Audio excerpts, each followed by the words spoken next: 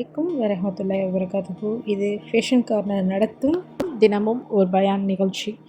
இந்த நிகழ்ச்சியுடைய தொகுப்பு ஒன்றாக 25 நபிமார்களுடைய வாழ்க்கை வரலாறு நம்ம பார்த்துக்கிட்டு இருக்கோம். இது வரைக்கும் ஆதம் அலைஹிஸ்ஸலாம் அவர்களில் தொடங்கி சாலிஹ் அலைஹிஸ்ஸலாம் அவர்களுடைய வரலாறு வரைக்கும் பார்த்துருக்கோம்.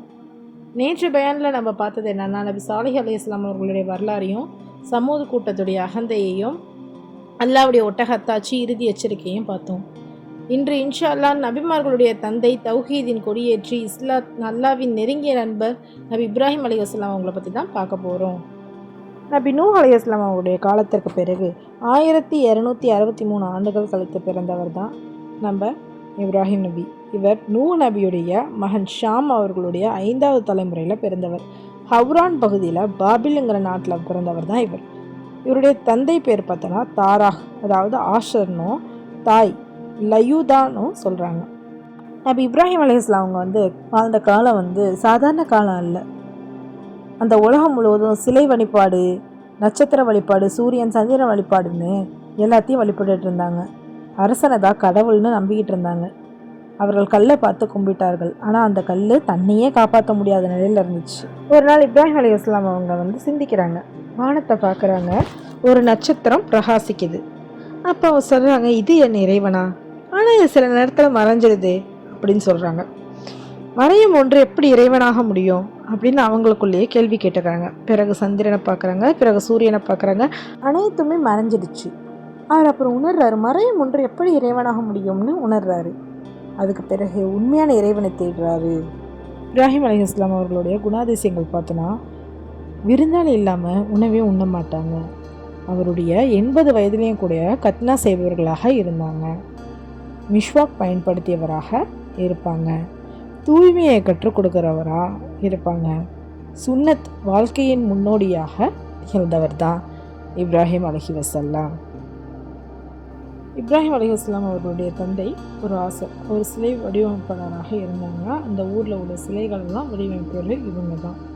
அவர் போய் தன் மகன் இப்ராஹிம் அலைஹிஸ்ஸலாம் கேட்குறாங்க, அப்பா, கேட்காததை ஏன் வணங்குறீங்க, பேசாததை ஏன் நம்புறீங்க அப்படின்னு கேட்குறாங்க. இது அவங்க சண்டையாகவும் கேட்கல, இது ஒரு மரியாதையான தவாதம் தான் கேட்டாங்க. அதுக்கு அவங்க சொல்கிறாங்க, அப்பா, என்னையே பின்பற்றுங்க, நான் உங்களுக்கு நேர்வழி காட்டுறேன், நீங்கள் என்னையே பின்பற்றுங்க அப்படின்னு இப்ராஹிம் அலைஹிஸ்ஸலாம் அவங்க அத்தாட்ட சொல்கிறாங்க. அதுக்கு அவர் தந்தை கோபப்படுறார். நீ அமைதியாரு, இல்லைன்னா உன்னை கல்லால் அடிப்பேன் அப்படின்னு சொல்கிறாங்க. அது அப்படி கோபப்படவும் இப்ராஹிம் நபி இஸ்லாம் அப்பா, உங்களுக்கு சமாதானம் சொல்லிட்டு போயிடுறாங்க. இதுதான் நபி அவர்களுடைய முதல் அழைப்பு. இஸ்லாத்திற்கு அழைக்க சொல்லி அழைத்தவர் தன் தந்தையை தான் முதல்ல அழைத்தாங்க. ஒரு நாள் அந்த நகரத்தில் பெரிய திருவிழா நடைபெறுது. அந்த திருவிழாவுக்கு எல்லா மக்களும் அந்த நகரத்தை விட்டு வெளியே போயிடுறாங்க. மக்கள்லாம் இப்ராஹிம்கிட்ட கேட்குறாங்க, நீங்கள் வரலையா அப்படின்னு கேட்கவும், இல்லை, எனக்கு உடம்பு சரியில்லை அப்படின்னு சொல்லிடுறாங்க. ஆனால் அவருக்கு நோய் உடம்புல இல்லை, அவருடைய சமூகம் தான் நோயாக இருக்குது. மக்கள் எல்லாம் போனணும். அமைதியான நேரம் பார்த்து இப்ராஹிம் அலைஹிஸ்ஸலாம் அவங்க கோயிலுக்கு போகிறாங்க. அங்கே பழங்கள் வைக்கப்பட்டிருக்கு, உணவு வைக்கப்பட்டிருக்கு, நூற்றுக்கணக்கான சிலைகள்லாம் இருக்குது. அதெல்லாம் பார்த்து சாப்பிட்டீங்களா அப்படின்னு கேட்குறாங்க. அது அமைதியாக இருக்குது. ஏன் உங்களால் பேச முடியாதா அப்படின்னு கேட்குறாங்க. அதுக்கும் அமைதியாக இருக்குது. அப்போது உண்மையை தெளிவானது அப்படின்னு சொல்லிட்டு அவங்க கோடாரியை இழுத்தாங்க. ஒன்றாக எல்லா சிறு சிலைகளையும் உடைச்சிட்டாங்க. பெரிய சிலையை மட்டும் விட்டுட்டாங்க. கோடாரியை அதன் கழுத்தில் தொங்க விட்டுட்டு வந்துட்டாங்க. மக்கள்லாம் திரும்பி பார்க்குறாங்க.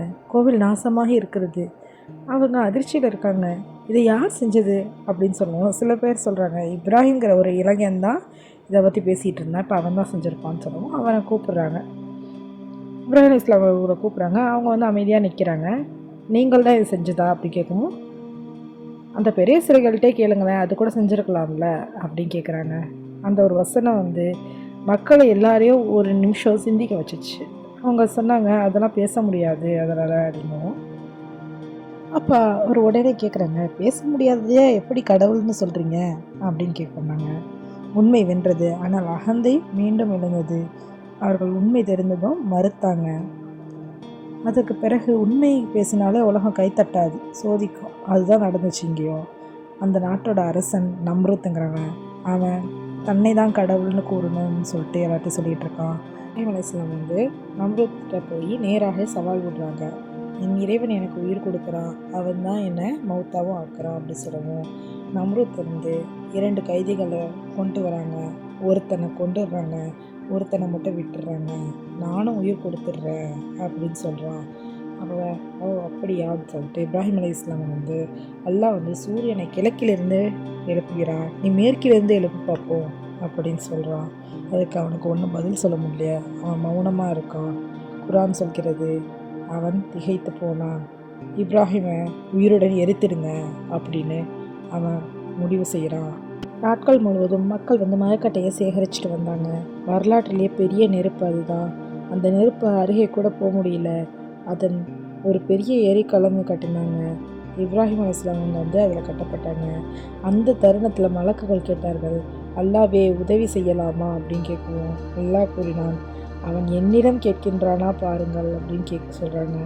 ஜிப்ரீல் அலைஹிஸ்ஸலாம் வந்தார். உங்களுக்கு உதவி வேண்டுமான்னு கேட்டதுக்கு இப்ராஹிம் அலைஹிஸ்ஸலாம் அவங்க கூறினாங்க, உன்னிடத்தில் வேண்டாம், என் அல்லாஹ் போதும் அப்படின்னு சொல்லி அவங்க சொல்கிறாங்க. இதுதான் தௌஹீத். அவரை நெருப்புக்குள் எரிஞ்சாங்க. மக்கள் கைத்தட்டினாங்க. நம்ரூத் சிரித்தான்.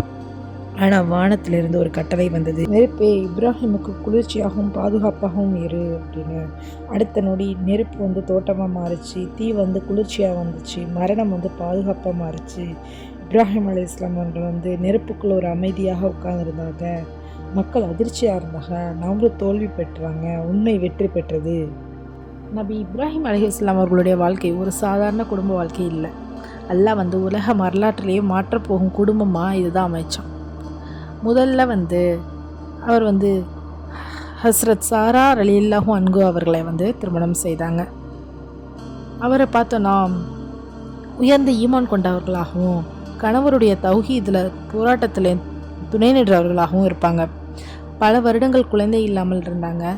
பல வருடங்கள் கழித்து அல்லாஹ் யாரும் நம்ப முடியாத வயதில் 120 வயதில் அல்லாஹ்வுடைய உதவி கொண்டு அவர்களுக்கு நபி இஸ்ஹாக் அலைஹிஸ்ஸலாம் அவர்களை வந்து பெற்றெடுத்தாங்க. பிறகு அல்லாஹ் வந்து இன்னொரு பெரிய திட்டம் வச்சுருக்கான். அதுதான் ஹாஜிரா ரலியல்லாஹு அன்ஹு. ஹாஜிரா ரலியல்லாஹு அன்ஹு வந்து இப்ராஹிம் அலைஹிஸ்ஸலாம் அவங்களை வந்து இரண்டாவதாக திருமணம் செய்து கொண்டாங்க. அவங்க வந்து மிகப்பெரிய சபர் கொண்ட பெண். இவருக்கு 99 வயதில் தான் நபி இஸ்மாயில் அலைஹிஸ்ஸலாம் அவங்க வந்து பிறக்கிறாங்க. இப்ராஹிம் அலைஹிஸ்ஸலாம் அவர்களுடைய குடும்பத்துலேருந்து தான் இஸ்ஹாக் நபியோடைய வழியில் பல நபிமார்களும், இஸ்மாயில் நபி வழியில் இறுதி நபி முஹம்மது ஸல்லல்லாஹு அலைஹி வஸல்லம் அவர்களும் அல்லாஹ் ஒரே குடும்பத்தை முழு மனித குலமாக வழிகாட்டியாக மாற்றினான். இதுதான் மனித வாழ்க்கையிலேயே மிக கடினமான தருணம். ஒரு நாள் அல்லாஹ் வந்து இப்ராஹிம் நபிகிட்ட கட்டளையிடுறான், உன் மனைவியையும் குழந்தையும் மனிதர்களே இல்லாத பள்ளத்தாக்கில் வந்து விட்டுச்சில் அப்படின்னு சொல்கிறாங்க. அங்கே தண்ணீர் இல்லை, மரம் இல்லை, மனிதர் இல்லை, உயிர் இல்லை, எதுவுமே இல்லை. ஒரு தந்தையோட இதயம் உடையும் தருணம். இப்ராஹிம் அலைஹிஸ்ஸலாம் அவங்க வந்து அமைதியாக நடக்கிறாங்க. ஹாஜிரா அலைஹிஸ்ஸலாம் அவங்க வந்து பின்னாடியே ஓடி வந்து கேட்குறாங்க, இப்ராஹிமே எங்களை யாரும் இல்லாத இடத்தில் விட்டு செல்கிறீர்களா அப்படின்னு கேட்குறாங்க. அதுக்கு அவர் பதில் ஒன்றும் சொல்லலை. மீண்டும் கேட்குறாங்க, 3வது முறையும் கேட்குறாங்க, இது அல்லாஹ்வுடைய கட்டளையா அப்படின்னு கேட்டதுக்கு அவர் ஆம் அப்படின்னு சொன்னாங்க. அந்த பெண் சொன்ன பதில் என்ன தெரியுமா? அப்படி என்றால் அல்லாஹ் எங்களை கைவிட மாட்டான், இதுதான் எங்கள் ஈமான்னு ஹாஜிரா அலைஹிஸ்ஸலாம் சொல்லவும், இப்ராஹிம் அலைஹிஸ்ஸலாம் அவங்க தூரம் போய் கைகளை உயர்த்தி அழுகுறாங்க, என் இறைவா, விவசாயம் இல்லாத பள்ளத்தாக்கில் என் குடும்பத்தை வைத்து விட்டேன் அப்படின்னு. இந்த துவா மக்காவை உலக இதயமாக மாற்றியது. சில நாட்களிலேயே தண்ணீர் முடிஞ்சிடுச்சு. குழந்தை இஸ்மாயில் அலைஹிஸ்ஸலாம் அவங்க வந்து தாகத்தில் அழுது குடிக்கிறதுக்காக ஒரு தாயுடைய இதயம் வந்து உடைந்தது. ஹாஜிரா அலைஹிஸ்ஸலாம் அவங்க வந்து சஃபா மலைக்கும் மர்வா மலைக்கும் ஓடுறாங்க. 1 முறை அல்ல, 2 முறை அல்ல, 7 முறை ஓடுறாங்க. அந்த தாயுடைய ஓட்டத்தை தான் அல்லாஹ் ஹஜ் வழிபாடாக மாற்றினா. அப்போது ஜிப்ரீல் அலைஹிஸ்ஸலாம் வந்து இறங்கினாங்க. குழந்தையுடைய காலடியில் நீர் பொங்கியது. அது சாதாரண நீர் அல்ல, ஜம்சம் தண்ணீர். இன்று வரை குறையாத தண்ணீர்னா அதுதான். குணமளிக்கும் தண்ணீர், துவா நிறைவேற்றும் தண்ணீர். மக்கா நகரம்லாம் ஒரு தாயுடைய சபர் மூலம்தான் பிறந்தது. பல ஆண்டுகளுக்கு பிறகு இப்ராஹிம் அலைஹிஸ்ஸலாம் அவங்க வந்து மக்காவுக்கு வந்தடைகிறாங்க. இப்போது இஸ்மாயில் அலைஹிஸ்ஸலாம் அவங்க வந்து வளர்ந்துருக்காங்க. அல்லாஹ்வுடைய கட்டளை என் இல்லத்தை எழுப்புங்கள்னு தந்தையும் மகனும் சேர்ந்து கற்களை தூக்கினாங்க, சுவர்கள் எழுப்பினாங்க, கண்ணீர் வடித்தாங்க. அவர்களுடைய துவா என்னென்னா, எங்கள் இறைவா எங்களிடமிருந்து இதை ஏற்றுக்கொள். அந்த கட்டிடம் காஃபா முதலில் இறை இல்லமானது. பிறகு இப்ராஹிம் அலைஹிஸ்ஸலாம் அவங்க வந்து ஹஜ் அலைக்கும் அமைப்பு கொடுத்தாங்க. இந்த குரல் இன்று வரை கேட்கிறது, லப்பைக் அல்லாஹும்ம லப்பைக்.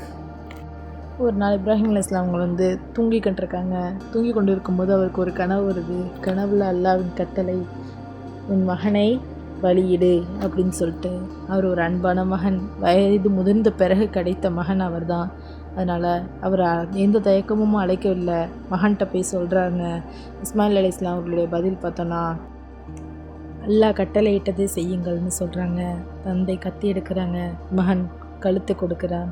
அந்த தருணத்தில் அல்லாஹ் கூப்பிடுறான், இப்ராஹிமே நீ சோதனையை நிறைவேற்றி விட்டாய், உனக்கு ஒரு ஆடு அனுப்பப்பட்டதுன்னு ஆடு கொடுக்குறாங்க. அந்த ஆட்டை அறுத்து குர்பானி கொடுக்க சொல்கிறாங்க. அதன் மூலியமாகவே நாமும் இப்பொழுது குர்பானி கொடுக்குகிறோம். இந்த ஆயுள் நிறைந்த தியாகம், முழு அர்ப்பணிப்புடைய வாழ்க்கை. தனது 195வது வயதில் சிரியாவில் நபி இப்ராஹிம் அலைஹிஸ்ஸலாம் அவர்கள் வந்து மறைந்தார்கள். ஆனால் உண்மை என்னென்னா, அவர் இறக்கவில்லை.